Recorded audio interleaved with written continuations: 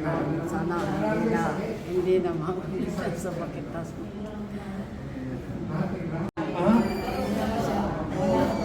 Wala na.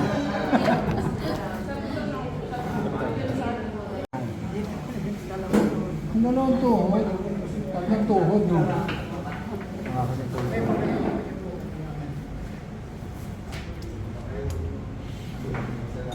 Nahilot naman na kayo sa kabila.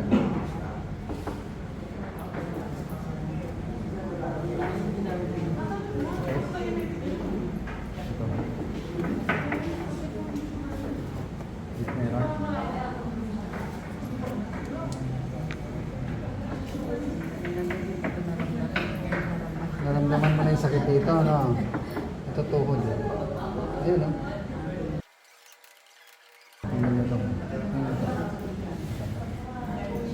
Nabawasan na. Nabawasan na. May pag-asa si ate. May pag-asa. May ano ako, kaya. May pananampalataya. Lakas mo. Gumaling na siguro. Matagal na.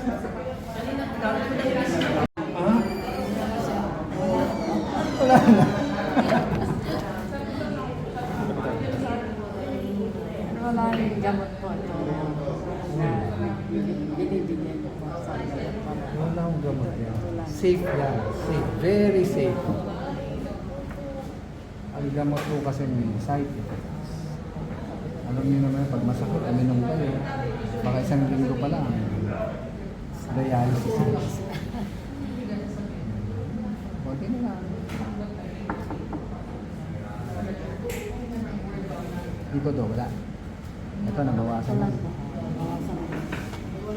Kung kanina 10, ngayon.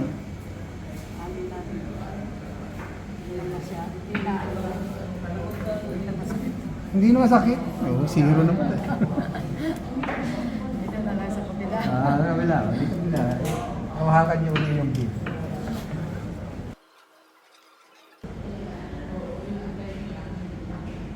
Kanina usok yung sakit.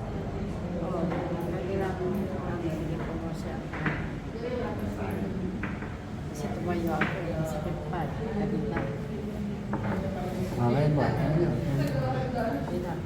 Hindi na rin ako.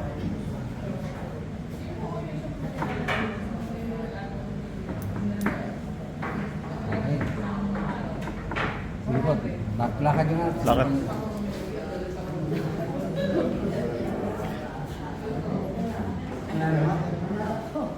Hindi na masakit.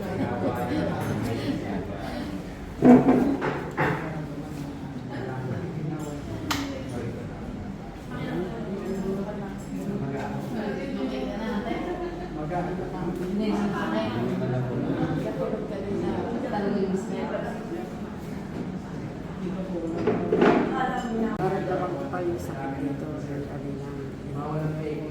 Sa unang nung ngayon hinilot ako dito. Ano na parang wala rin yung sakit dito. Yan. Salamat lang. Sana hindi na maulit sa pakitas mo. Kasi ang sakit-sakit talaga ito pagka halos hindi ka rin makalakad pagka sinusunod. Kaya sana na hindi matanggal na nga para makaano naman ako. Kasi minsan wala ako sa loob ng bahay. Nag-ano lang yung sa mga bata. Kasi di na ako naglalakad eh.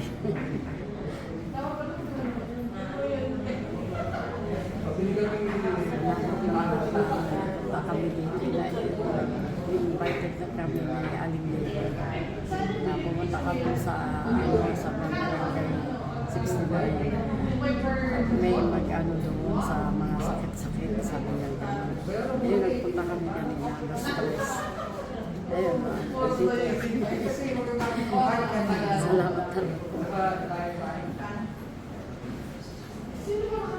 Anong ginhawa pong na mga...